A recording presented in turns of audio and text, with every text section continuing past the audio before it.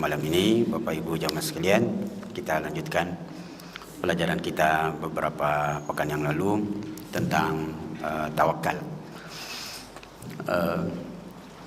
Tawakal sekali lagi adalah bagian dari tauhid. Bagaimana kita menguatkan keyakinan kita kepada Allah Subhanahu wa taala. Salah satunya dengan bertawakal. Kemudian Bapak Ibu jamaah sekalian, sebagaimana yang kita pahami bahwa tawakal ini atau sifat kemampuan bertawakal itu lahir dari sebuah keyakinan. Jadi sampai-sampai ulama mengatakan min samaratil yaqin, salah satu buah keyakinan adalah kemampuan untuk bertawakal kepada Allah Subhanahu wa taala. Dan isi tawakal itu yakin, kemudian berprasangka baik kepada Allah, husnudzan, kemudian ikhlas kepada Allah Subhanahu wa taala. Kemudian poin berikutnya, Bapak Ibu jamaah sekalian, yang terakhir kita sempat bahas dalam pertemuan yang lalu.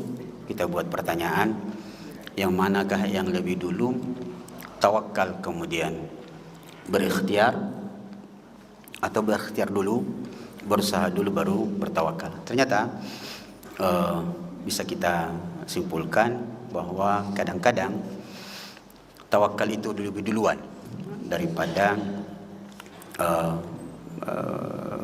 bertindak, yang bahasa orang Indonesia berikhtiar.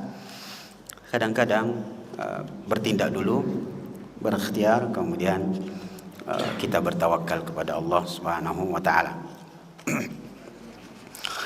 Dalil yang cukup sederhana dan sangat jelas tentang tawakal kadang-kadang dia duluan kemudian berikhtiar adalah doa keluar rumah. Kita keluar rumah, kita baca doa dulu tuh. Baca doa dulu baru bertindak. Dan isi doanya, Bismillahi tawakkaltu 'ala Allahi wala haula wala quwwata illa billah. Lalu kita bertindak. Itu petunjuk yang sangat sederhana bahwa kadang-kadang tawakal dulu baru bertindak. Kadang-kadang sebaliknya, kita berupaya dulu, kemudian kita bertawakal. Ayat yang sangat jelas tentang itu adalah dalam surah Ali Imran ayat 159. Allah mengatakan, wasyawirhum fil amr, dan bermusyawarahlah dengan sahabatmu wahai Muhammad, fa idza azamta, kalau sudah bulat tekadnya, fatawakkal 'ala Allah, maka bertawakkallah kepada Allah Subhanahu wa taala. Ujung ayatnya sangat penting. Allah mengatakan innallaha yuhibbul mutawakkilin. Allah sangat suka kepada orang-orang yang bertawakal. Itu sekedar pengulangan Bapak Ibu jamaah sekalian. Kemudian kita dengarkan perkataan seorang ulama di abad 20, Syekh Nasir As-Sa'di rahimahullah, yang salah seorang satu di antara sekian banyak guru dari Syekh Muhammad Al-Utsaimin, Shalih Al-Utsaimin. Beliau mengatakan, wa haqiqatut tawakkul, hakikat tawakal itu adalah ayya'lamal 'abdu annal amra kullahu lillah. Hakikat tawakal adalah ketika seorang hamba mengerti, memahami bahwa semua urusan ini adalah milik Allah. Ya. Wa annahu ma syaa Allahu kana wa ma lam yasha lam yakun. semua yang diinginkan atau ditakdirkan oleh Allah itulah yang akan terjadi. Wa man lam yasha lam yakun. Apa yang tidak ditakdirkan oleh Allah, tidak ditetapkan oleh Allah, maka tidak akan terjadi. Wa annahu huwan nafi wad dar. Keyakinan bahwa dialah Allah yang satu-satunya yang dapat memberikan manfaat dan menolak mudarat. Wal mu'ti wal ma'ni. Dialah Allah yang maha memberi dan maha menahan. Dia bisa memberi, dia menahan.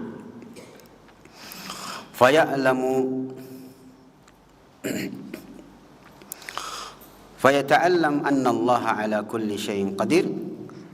Dari situlah pemahaman yang sangat penting untuk kita yakin bahwa Allah ala kulli syai'in qadir.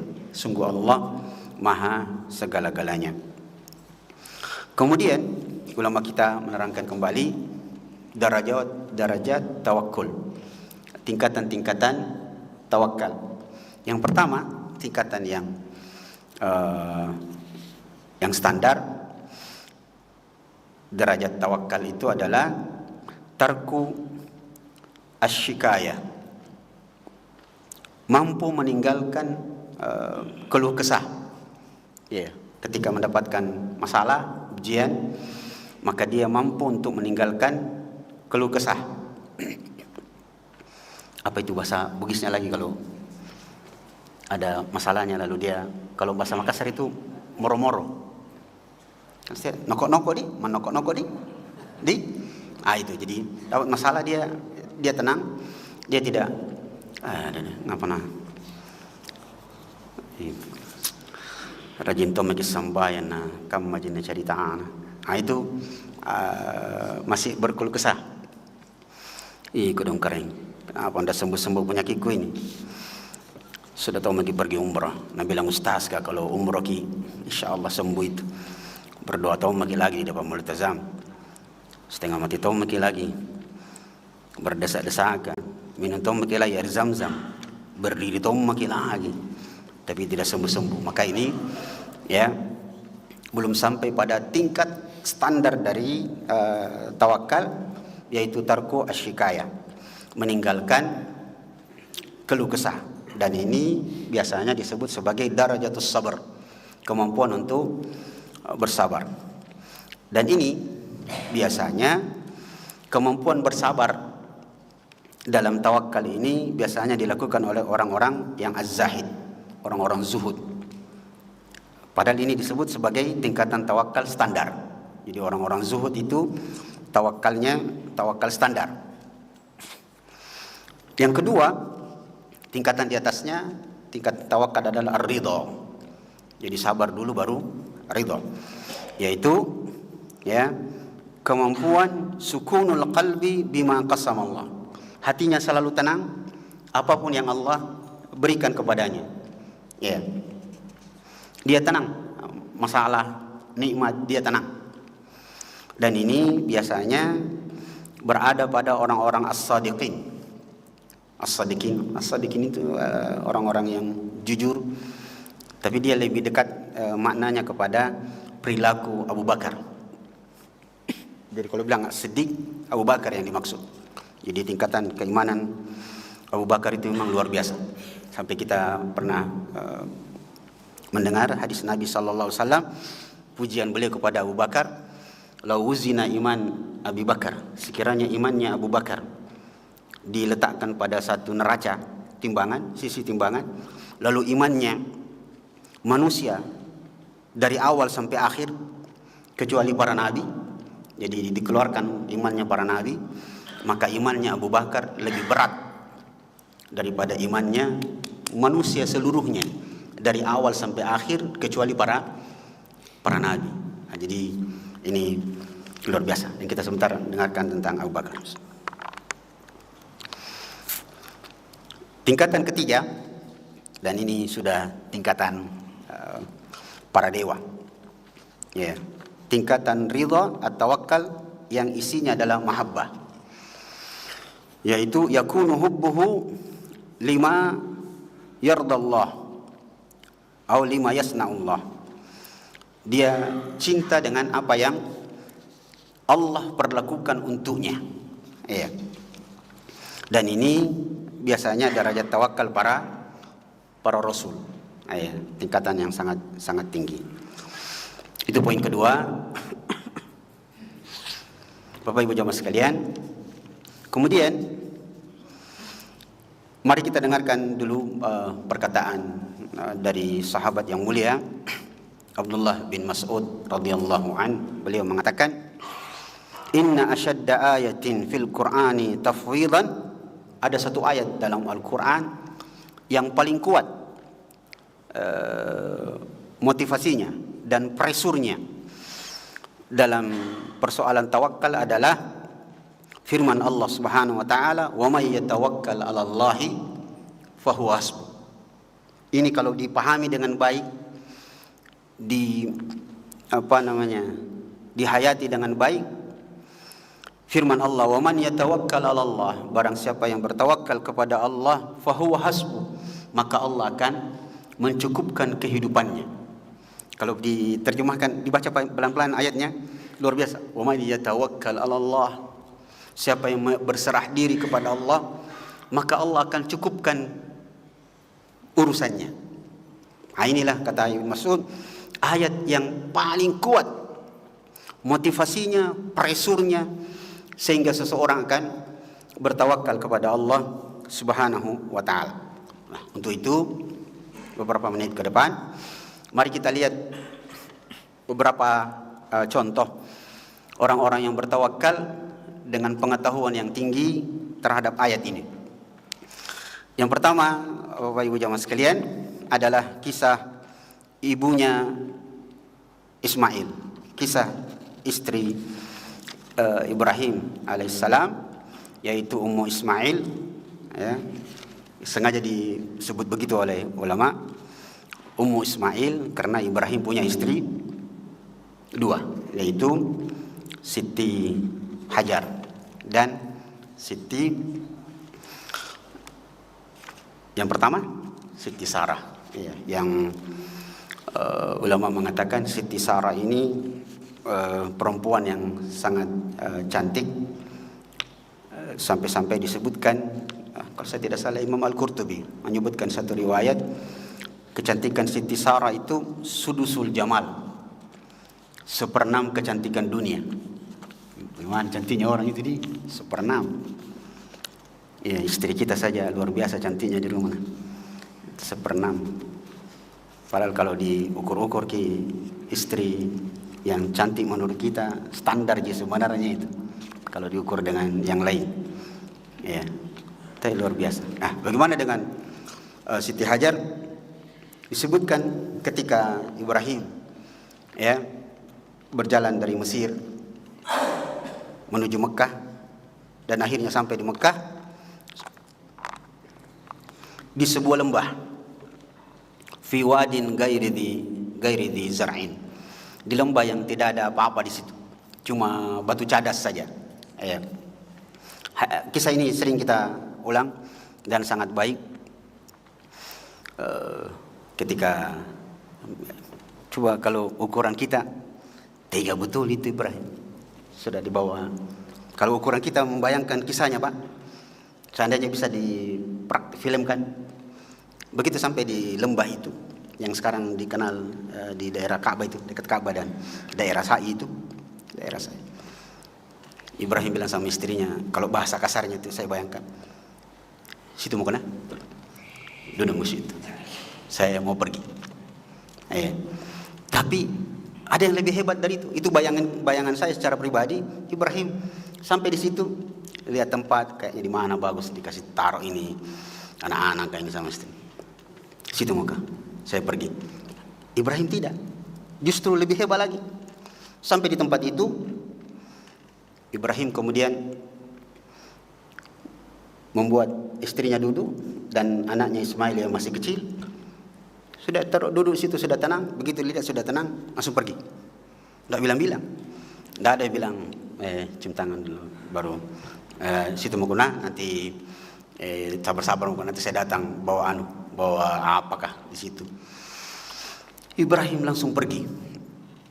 Melihat kenyataan seperti itu, Siti Hajar mengatakan, "Ya Ibrahim, ila aina?" Woi, apa kamu ikut tuh? Enggak. Apa yang jadi burak dengan dulu?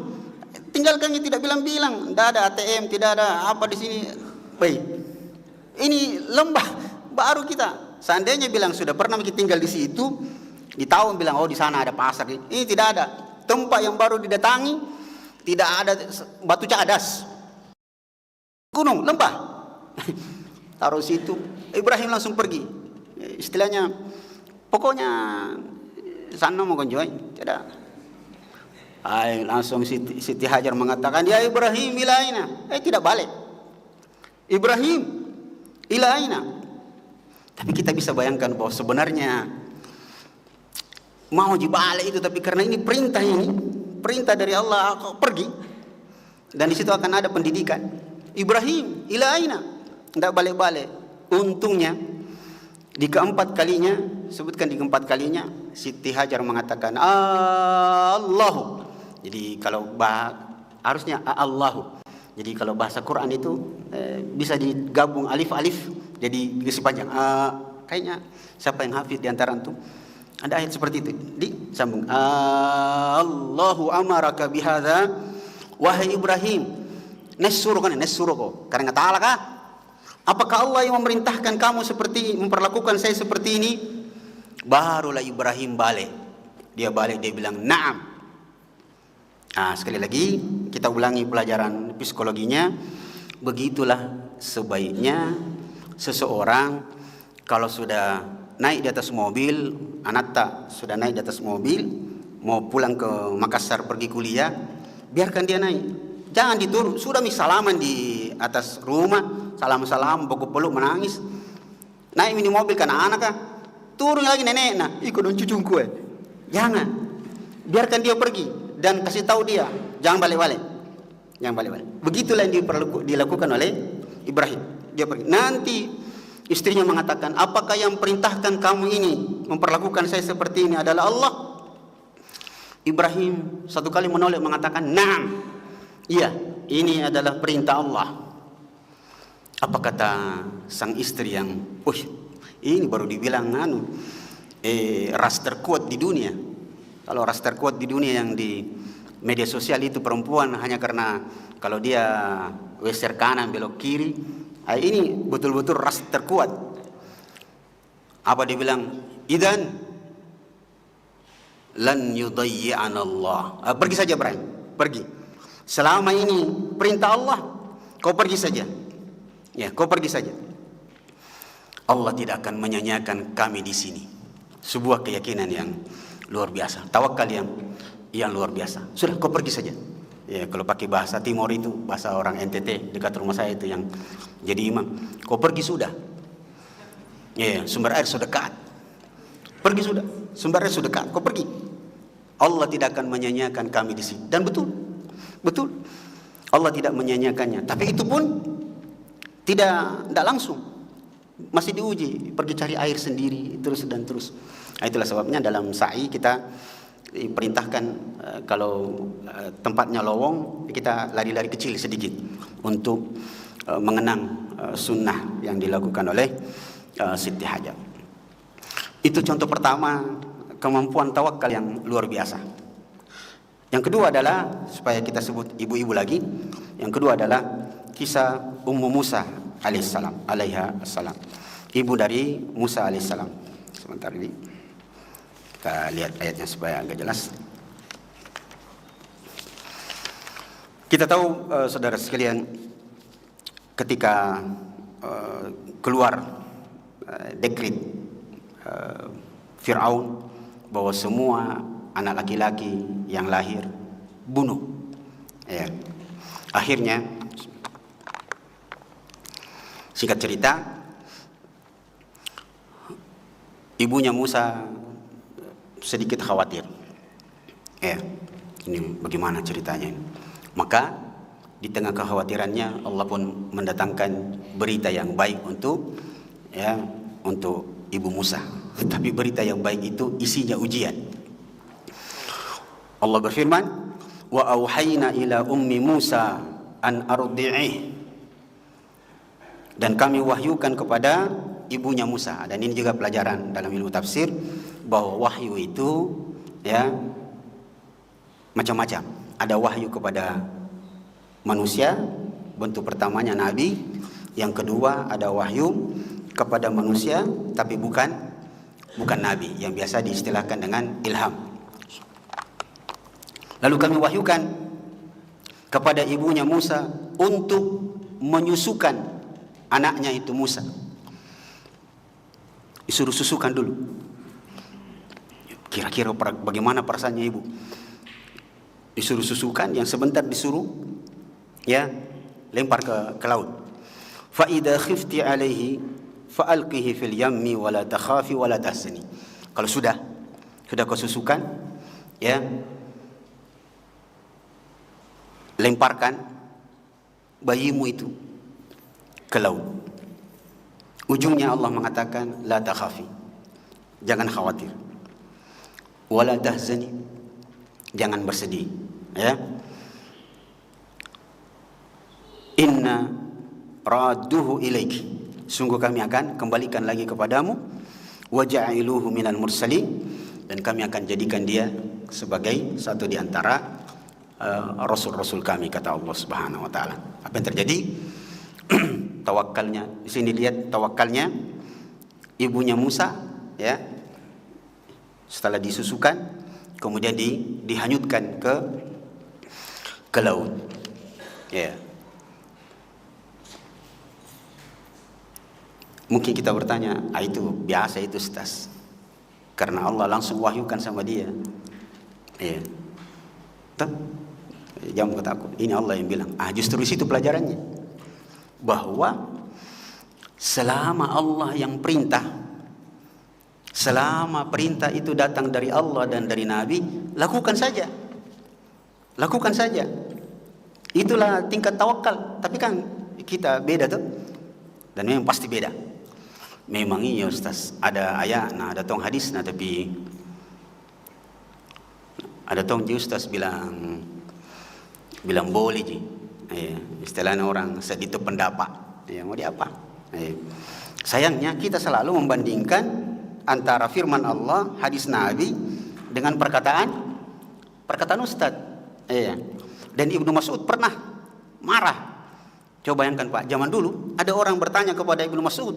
Ibnu Mas'ud mengatakan, kalau Allah berfirman, kalau Rasulullah bersabda. Sayangnya orang itu lalu mengatakan, walakin qala Umar, tetapi saya pernah mendengar fatwanya Umar. Ibnu Mas'ud marah. Hei, saya bukan memandang enteng Umar, tetapi saya bilang Allah berfirman, Rasulullah bersabda, kau bilang Umar berkata. Kurang ajar ini. Bagaimana bisa kau membandingkan antara Allah dan Rasulnya dengan perkataan Umar? Padahal waktu itu Umar siapa? Padahal Umar, tetapi tetap saja istilah orang sekarang tidak apple to apple. Tidak sebanding. Sekarang jauh lagi dari Umar. Ustaz kah? Tapi netong ustaz kena kuleji. Itu ustaz kah? Ustaz siapa dulu? Ustaz yang S di belakangnya ustaz kan. Di sinilah kita. Jadi saudara sekalian, ini hal yang berkenaan dengan contoh kedua tentang tawakal. Contoh ketiga, dan ini masih ada polemik, dan alhamdulillah polemiknya telah dijawab oleh Ibnul Jauzi, yaitu tawakalnya Abu Bakar. Ya, kita sudah pasti tahu bagaimana kisah yang dimaksud, tapi saya sebutkan awal kisahnya. Jadi dulu, Bapak Ibu jamaah sekalian, Umar itu selalu cemburu kepada Abu Bakar, tapi cemburunya cemburu yang baik. Ini Abu Bakar tidak bisa monton dikalah ini untuk kebaikan. Setiap ada kebaikan, dia bisa di nomor satu. Tidak bisa kita menang ini, kata Umar.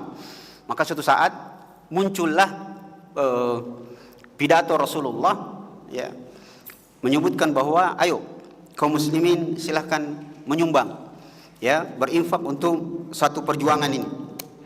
Akhirnya datang para sahabat, rata-rata cuma bawa hartanya yang paling banyak sepertiga. Paling banyak para sahabat itu menyumbang sepertiga hartanya. Dia bilang, tidak ada nih orang kuliah ini kecuali saya mami dengan Abu Bakar yang belum datang. Akhirnya Umar mengatakan, kubeta mungkin Abu Bakar, saya akan bawa setengah hartaku. Lalu dia letakkan di hadapan Rasulullah. Beliau mengatakan, ya Rasulullah, hada nisfu mali, setengah, ini sudah setengah hartaku. Kemudian beliau bergumam dalam hati, menambah ini, kubeta Abu Bakar. Tapi ternyata kita semua tahu kisahnya, Abu Bakar datang terakhir, bawa seluruh hartanya. Lalu Rasulullah berkata sambil bertanya, mengatakan, mada tarakta li ahlika, apa yang kau tinggalkan? Ini semua hartamu wahai Abu Bakar. Mungkin di situ ada surah-surah apa segala macam. Rasulullah mengatakan, mada tarakta li ahlik, apa yang kau tinggalkan untuk keluargamu wahai Abu Bakar? Beliau mengatakan, taraktullaha wa rasulahu, aku meninggalkan Allah dan Rasulnya. Pokoknya kalau istilahnya tawakalnya sudah, kalau sudah Allah, nanti Allah yang urus mereka itu, Allah yang urus mereka. Ya sudah. Umar mengatakan, tidak bisa menonton di kala Abu Bakar. Apa yang saya maksud bahwa terjadi polemik dan alhamdulillah Ibnul Jauzi dalam kitabnya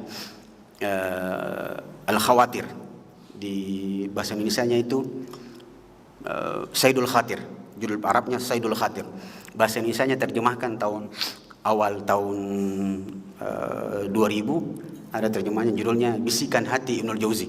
Bagus sekali itu buku, Masya Allah. Itu kalau orang duduk-duduk sambil baca itu, Masya Allah, luar biasa motivasinya. Jadi orang mengatakan, wah itu kelewatan itu kalau menyumbang semuanya. Bagaimana nanti anak istrinya? Dia bilang, itu mitawakal. Yang lain bilang, wah itu tidak boleh. Karena ada riwayat yang lain, ya, sahabat yang mau menginfakkan seluruh hartanya kepada sahabat, kalau saya tidak salah Abdullah bin Amr bin Al-As, yang dia mau sumbangkan seluruh hartanya dan dia tinggalkan sedikit saja untuk anaknya. Rasulullah larang. Yang akhirnya cuma diizinkan untuk memberikan sepertiganya. Ibnu Jauzi menjawab bahwa apa yang dilakukan Abu Bakar itu tidak mutlak harus diikuti oleh generasi berikutnya. Kenapa? Karena Abu Bakar itu pedagang. Jadi kita yang ASN ini yang tidak ada kemampuan, tak skill, tak yang lain, jangan tiru Abu Bakar. Abu Bakar diizinkan oleh Nabi SAW untuk menyerahkan seluruh hartanya karena dia pedagang. Dan dia bukan pedagang biasa, bukan istilahnya pagade-gade, bukan. Dia pedagang besar. Dia sangat tahu bagaimana caranya cari modal lagi dan berusaha lagi. Jadi jangan nanti Pak, kalau ada acara apa itu biasa penggalangan dana, jangan kasih keluar uang semua Pak, jangan. Jadi berapa uang di dompetmu, kasih keluar semua. Berapa di rekeningmu semua. Kau mau sembuh tuh? Jangan Pak, jangan. Apalagi kita gaji kita cuma 4 juta juga dalam 1 bulan. Balas sakit. Maka Ibnu Jauzi mengatakan tahan. Itu nampaknya khusus untuk Abu Bakar dan yang selevel dengannya. Jangan Anda coba-coba. Jangan. Karena Allah sendiri bilang, alladzina idza anfaqu lam yusrifu wa lam yaqturu wa kana baina dzalika qawama. Jadi kalau berinfak jangan semuanya, jangan juga ditahan semuanya, tapi pertengahan saja. Dan tengah itu tidak mesti betul-betul setengahnya, tidak mesti. Ini sedikit tambahan tentang hal yang berhubungan dengan tawakal. Sedikit lagi, satu poin yang perlu kita sama-sama baca. Ada beberapa perkataan ulama yang sangat penting untuk kita, insyaallah.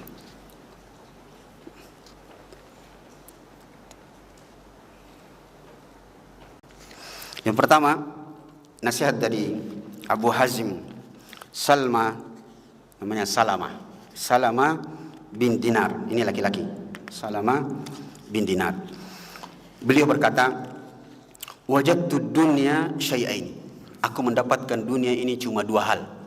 Yang pertama, syai'un huwa li wa syai'un huwa li ghairi. Beliau mengatakan, aku mendapati kesimpulan dunia ini cuma dua. Yang pertama, sesuatu yang akan jadi milikku. Yang kedua adalah sesuatu yang tidak akan pernah jadi milikku. Selesai. Kalau bahasa kita itu kira-kira dunia ini cuma dua, punya aku dan punyanya orang lain. Jadi punyaku dan punyanya orang lain. Dan punyanya orang lain tidak mungkin saya miliki, dan punyaku tidak mungkin dimiliki oleh orang lain. Maksudnya rezeki. Beliau mengatakan, fa ammal ladzi huwa li falau, saya tidak tahu ini. Adapun sesuatu yang telah ditakdirkan untukku, ya, falau talabtuhu qabla ajali, seandainya saya memaksakannya untuk mempercepatnya, maka dia tidak akan sampai kepadaku. Lam yakdir alai. Sekalipun itu dia milikku, tapi kalau belum waktunya diambil, maka dia tidak akan sampai kepadaku. Wa ammal ladzi huwa li ghairi, adapun sesuatu yang bukan untukku, falam usibuhu fima madha, adapun sesuatu yang tidak akan ditakdirkan untukku, maka saya tidak akan pernah bisa memilikinya. Ini sesuatu yang perlu kita pahami, terutama ketika tawakal ini berhubungan dengan rezeki. Satu lagi Bapak Ibu sekalian, bismillah.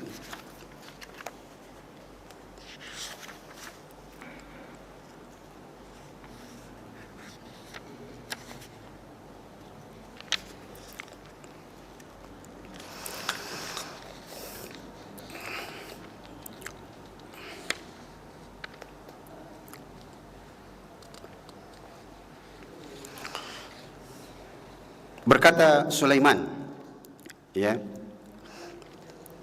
ditanyakan kepada Sulaiman, nampaknya ini Ibnu Mihran, ma taqulu anta ya Aba Ayyub, bagaimana pendapatmu wahai Aba Ayyub berhubungan dengan kehidupan dunia ini dan tawakal? Beliau mengatakan, ra'aitu jawami al-ghina fit tawakkul, aku melihat kumpulan kekayaan itu berada pada kemampuan bertawakal. Wa ra'aitu jawami asy-syarri fil qunut, dan aku melihat kumpulan keburukan itu berada pada sifat keputusasaan, sifat putus asa. Jadi setiap kali orang putus asa akan berkumpul keburukan di situ, dan setiap kali orang bertawakal kepada Allah Subhanahu wa taala, maka disitulah akan berkumpul, ya, kekayaan. Man askana qalbahu ila Allahi, barang siapa yang menenangkan hatinya karena tawakal kepada Allah Subhanahu wa taala, ya, maka Allah akan memberikan dia kemampuan untuk merasa cukup dan yakin dengan apa yang Allah tetapkan untuknya. Kemudian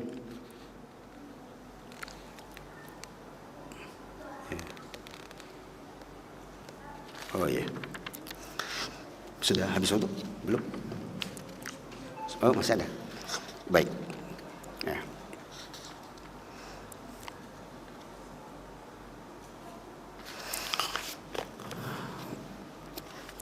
Berkata Hatim Al-Asam,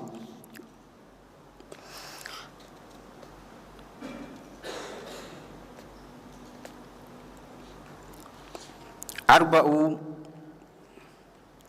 khilalin alimtu anna rizki la ya'kuluhu ghairi, aku sangat yakin bahwa rezekiku tidak akan dimakan oleh orang lain. Falastu ahtammu bih, itu sebabnya aku tidak menghabiskan waktu untuk memikirkan rezekiku. Wa alimtu anna amali la ya'maluhu ghairi. Aku sangat yakin amalku, perbuatanku tidak akan dikerjakan oleh orang lain. Fa ana mashghulun bihi. Untuk itulah aku menyibukkan diri untuk melakukan amalan-amalan yang baik. Wa alimtu annal mauta ya'tini baktatan. Aku yakin dan aku sangat paham bahwa kematian itu bisa jadi datang tiba-tiba merenggut nyawaku. Fa ana ubadiruhu. Untuk itulah aku selalu mempersiapkan diri untuk kematian itu. Wa alimtu anni bi'ainillah fi kulli halin. Dan aku sangat yakin bahwa aku berada selalu dalam pengawasan Allah Subhanahu wa taala. Wa ana mustahin minhu. Untuk itulah aku selalu menghidupkan rasa malu. Makanya beliau terakhir mengatakan, untuk itulah setiap hamba selalu menanamkan rasa malu dalam dirinya, jangan sampai dia berada dalam keadaan berbuat maksiat lalu Allah melihatnya. Maka ini pesan-pesan beliau.